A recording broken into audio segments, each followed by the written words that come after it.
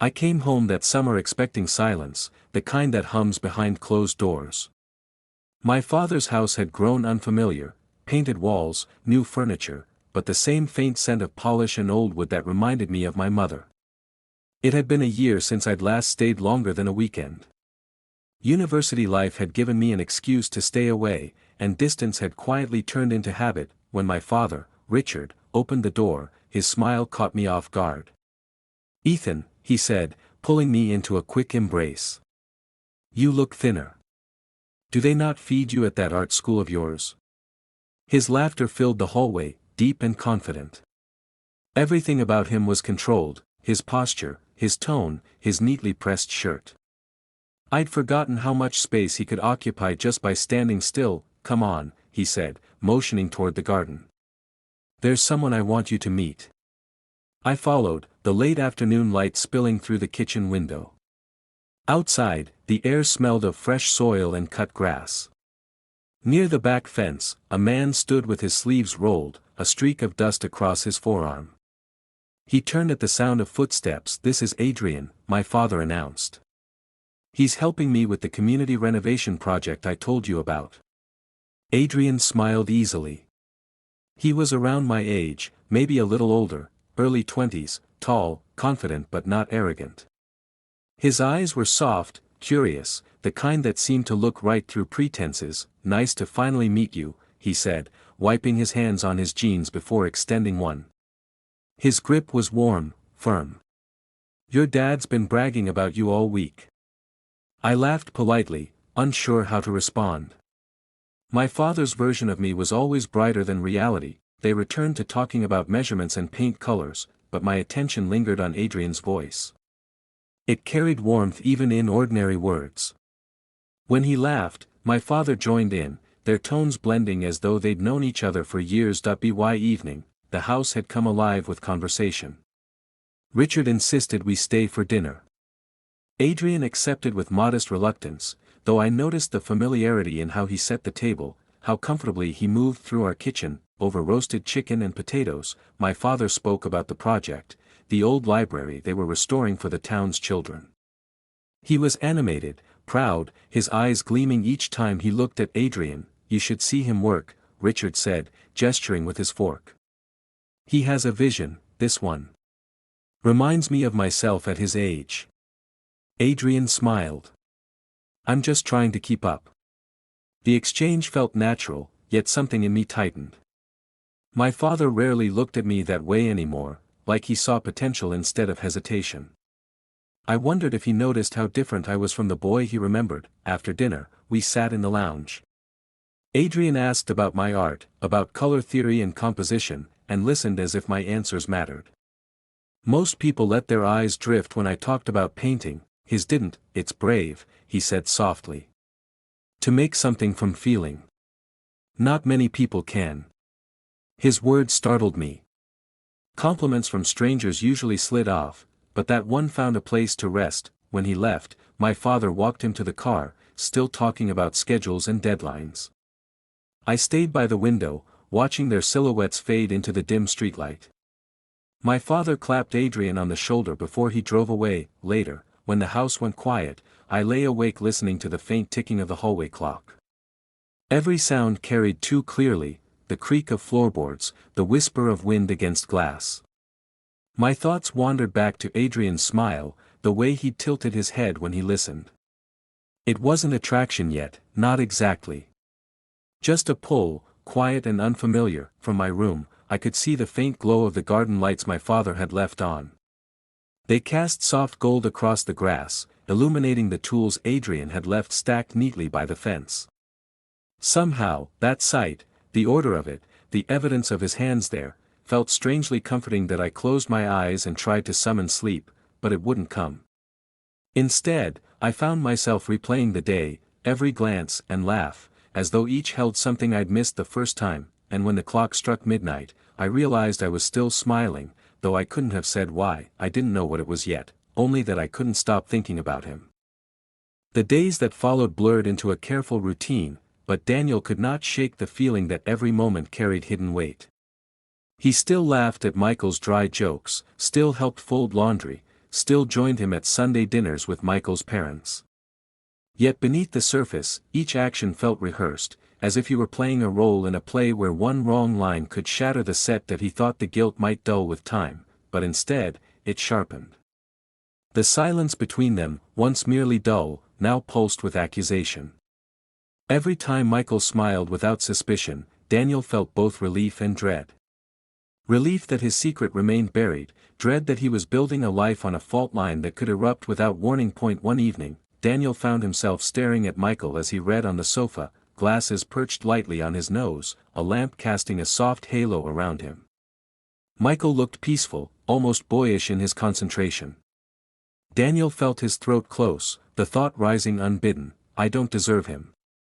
The weight of that truth made him set down his drink, his hand trembling slightly. Later that night, he dreamt of Ethan. Not of the act itself, but of the way Ethan had looked at him across the bar, like he mattered, like he was still capable of sparking desire. When he woke, the image lingered, and Daniel wondered which haunted him more, the betrayal itself, or the fact that part of him longed for that validation again. At work, he struggled to focus. Deadlines slipped by, and colleagues noticed his distracted air. His sketches lacked their usual boldness, his presentation stumbled. When his manager asked if everything was all right, Daniel forced a smile and claimed he was just tired. It was the same lie he told Michael, the same mask he wore for everyone who couldn't see the fracture beneath. One night, while clearing away dinner plates, Michael asked casually, "Are you happy?" The question landed with such force that Daniel nearly dropped the dishes. He managed a laugh, shaky and forced. "Of course. Why wouldn't I be?" But Michael's eyes lingered on him, searching, as though he sensed a shift he couldn't name. Daniel retreated to the balcony afterward, the night air cool against his skin. He realized then that secrecy had a way of isolating, of fencing him off from the very person he lived with. Michael's presence was steady, but Daniel felt increasingly apart, as though the secret had built a wall invisible to anyone else. That he began to notice cracks in Michael too. The long hours, the exhaustion etched into his features, the way his laughter came less easily these days. Perhaps they had both been drifting long before Ethan entered the picture. Perhaps the betrayal was not the cause but the symptom of something neither had confronted, yet the thought offered no comfort. It only made the silence heavier. One weekend, they attended a friend's birthday party. Surrounded by chatter and clinking glasses, Daniel watched Michael interact with old university friends, animated and relaxed in a way Daniel hadn't seen in months. He realized with a pang that Michael was still capable of lightness, still capable of connection. The problem wasn't Michael alone, it was the distance Daniel had allowed to grow between them. Walking home, Michael slipped his arm through Daniel's, a gesture so familiar it nearly broke him. Daniel forced a smile, but inside, he was unraveling. He wanted to confess, to lay the truth bare and see whether their relationship could withstand the weight. But fear held him back. Fear of destroying what little remained, fear of becoming the villain in a story they had once built together. That night, lying awake again, Daniel understood something he hadn't before. The secret wasn't going away. It had embedded itself in their life, shaping his choices, coloring his thoughts, shadowing every tender moment. And unless he faced it, through confession, or change, or some reckoning yet unknown, it would consume not only his love for Michael but also the version of himself he still wanted to be. The echo of that night with Ethan no longer lived only in memory, it lived in every silence, every hesitation, every breath beside the man he loved.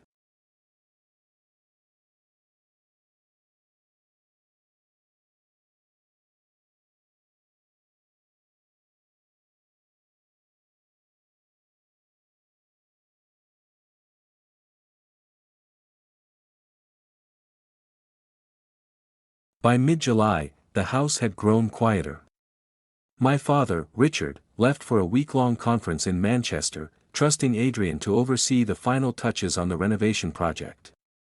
His words, casual and proud, still echoed through the hall before he left, "Keep an eye on things, Ethan. Adrian will handle the rest." That night, the emptiness felt different, freer, somehow.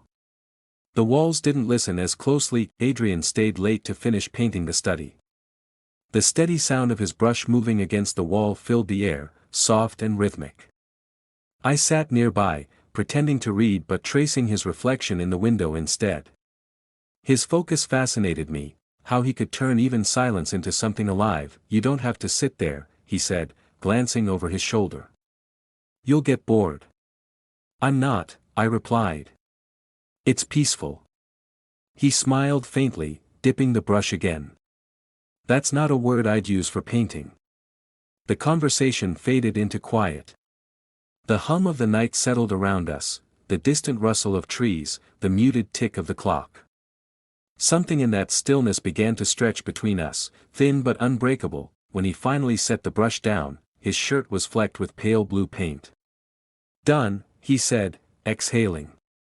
"Your dad's going to love it." I stood, crossing the room. "He'll probably take all the credit." Adrian laughed softly, shaking his head. "Then you'll have to remind him who did the work." There was warmth in his tone, teasing but gentle. The kind that lingered long after the words faded. "Stay for dinner," I said, before I could think to stop myself. "You've been at it all day." He hesitated, then nodded. "All right. But only if you let me help cook." We moved around the kitchen easily, like we'd done it 100 times before. He chopped vegetables while I set the table, our movements overlapping, small and wordless. There was something almost domestic about it, comforting, dangerous. When we finally sat down, the lights were dim and the sky outside had turned violet. Conversation came softly, about nothing and everything: the library project, music, old dreams we hadn't chased. His laughter filled the room again, and I felt the fragile boundary between us thinning with every breath. At one point, he looked at me and said quietly, "You know, you're different when your father isn't here." I met his gaze.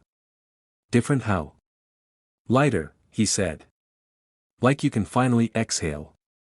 The word struck deeper than I expected. For a moment, neither of us looked away. The air trembled between us, alive, waiting. That he stood first, collecting the plates, breaking the spell. "I should probably go," he said. But his voice lacked conviction. Outside, the night was warm, a slow breeze moving through the garden.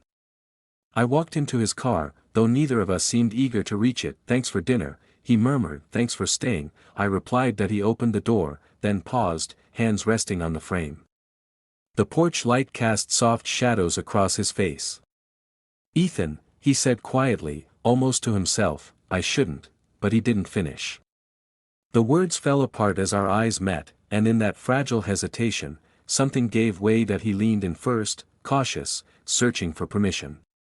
I didn't move. The space between us disappeared in an instant, his breath warm, his lips hesitant at first, then certain. It was not a kiss born of impulse, but of weeks of unspoken longing, too heavy to hold back. When it ended, the night felt different. The air around us thickened with realization. He stepped back, breath trembling. "This isn't fair," he said. "I know." Silence followed, sharp and heavy. Somewhere inside, the clock struck 11. We stood there, suspended between right and wrong, until he finally turned away. "Good night, Ethan." I watched him walk to his car, every step pulling him further into the darkness. The engine started, headlights carving a path down the street. Inside, I leaned against the closed door, my heart unsteady. The taste of guilt mixed with something achingly sweet, something I knew I shouldn't want but couldn't deny. When my phone buzzed, I flinched. It was my father's voice on speaker, cheerful and unsuspecting. "Just checking in, son. Everything all right?" I glanced toward the empty driveway, where Adrian's taillights had just disappeared. "Yeah," I said quietly. "Everything's fine." But even as I spoke, my pulse betrayed me. Nothing was fine. Everything had already changed. The sound of my father's voice felt heavier than any secret I'd ever held. Morning arrived without mercy. The storm had passed, leaving a stillness that pressed against the house like a secret refusing to fade. I woke to sunlight spilling across the room, too bright, too honest. The air carried the faint scent of wine and something heavier, guilt. Maybe. For a long time, I just sat there, staring at the half-empty glasses on the table. The events of the night replayed in my mind like a film I didn't remember agreeing to watch. Ryan's words, "You'll understand one day," echoed until they lost their meaning. Down the hall, I heard voices. Laughter.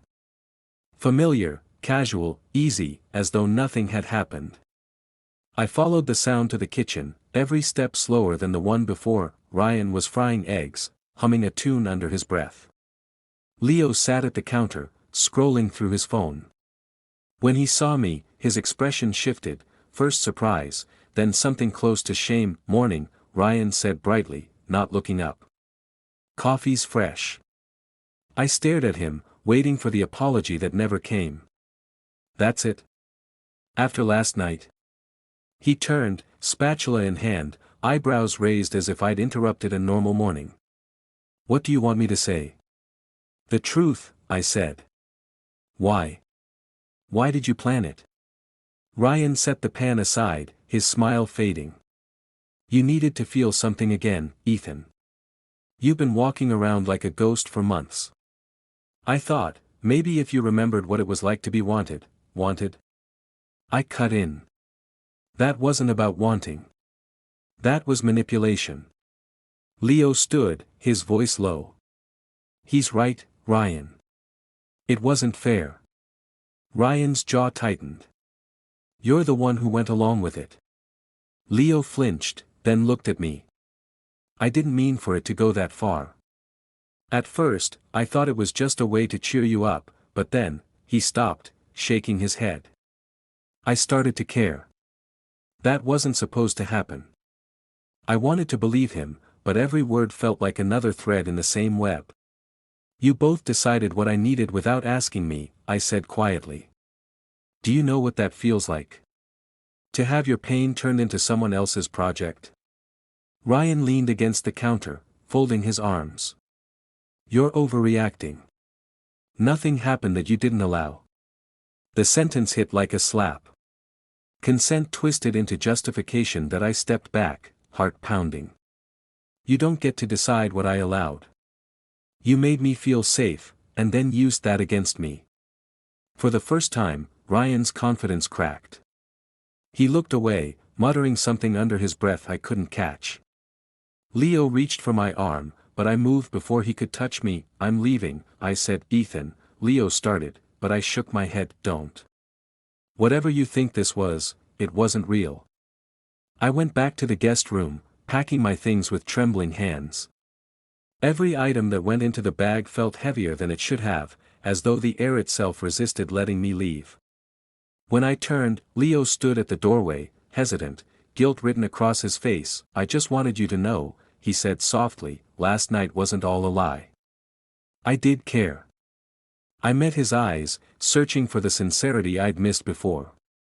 "Maybe it was there, maybe not. You can't build something real on deceit," I said. "Even if your heart means well." He nodded, eyes lowering. "I know." Outside, the sky hung gray and quiet. The driveway was slick from the rain, the scent of wet earth heavy in the air. As I loaded my bag into the car, Ryan appeared on the porch. "You're really leaving?" he called out that I didn't look at him. "You got what you wanted. You made me feel something." He didn't answer. Maybe he couldn't. That I started the car, the engine breaking the silence that had settled over everything.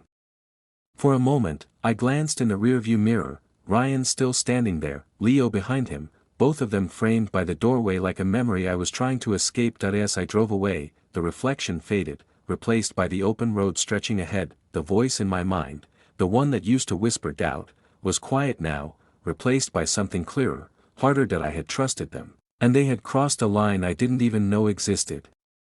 But maybe, in that betrayal, I'd found something unexpected, a reminder that I could still feel anger, hurt, and the will to move forward. Sometimes, healing doesn't come from kindness. Sometimes, it comes from walking away. That I didn't glance back again, but as the rain began to fall once more, I couldn't help thinking of Ryan's final words. "You'll understand one day." Maybe I would. Just not today.